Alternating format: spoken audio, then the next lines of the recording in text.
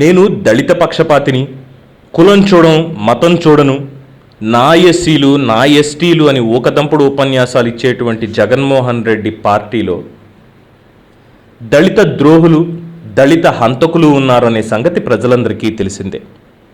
అందులో ముఖ్యంగా ఎమ్మెల్సీ అనంతబాబు సంగతి ప్రజలందరూ చూశారు.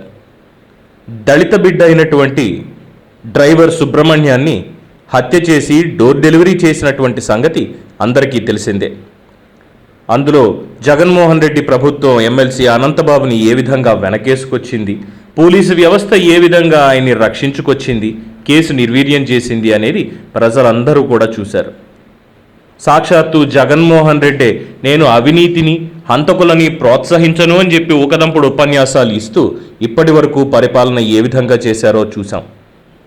దళితులకి సంబంధించినటువంటి 27 పథకాలు పూర్తిగా ఎత్తేసి నేను దళిత సమాజానికి అంబేద్కర్ లాంటి వాడిని అని పొగిడించుకున్న జగన్మోహన్ రెడ్డి ప్రభుత్వానికి చరమగీతం పాడడానికి దళితులు ఏకమయ్యారు. ముఖ్యంగా ఎమ్మెల్సీ అనంతబాబుకి అత్యంత చేదు అనుభవం ఎదురయ్యేలా చేశారు.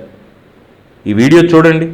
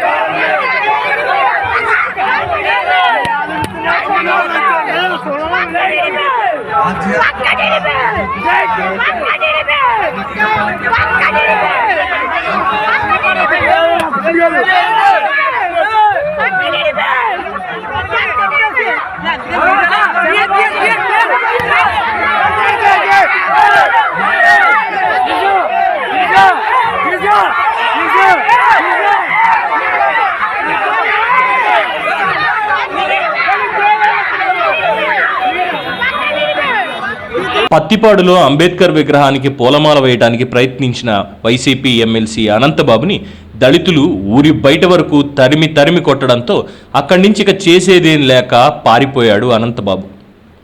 మళ్ళీ ఇంకొకసారి ఎక్కడైనా అంబేద్కర్ విగ్రహాలని, రాజకీయ సభలని వస్తే ఖబర్దార్ అనంతబాబు ఇదే తిరగబడతామని చెప్పి ప్రజలు కూడా చెప్తున్నారు. యావత్ దళిత సమాజం అంతా కూడా జగన్మోహన్ రెడ్డికి వ్యతిరేకంగా ఉంది అనడానికి ఇదొక మచ్చుతునక మాత్రమే. ఈ వీడియో మీకు నచ్చినట్లయితే లైక్ చేయండి, సబ్స్క్రైబ్ చేయండి, 10 మందికి షేర్ చేయండి. చూస్తూనే ఉండండి ఐకాన్ న్యూస్.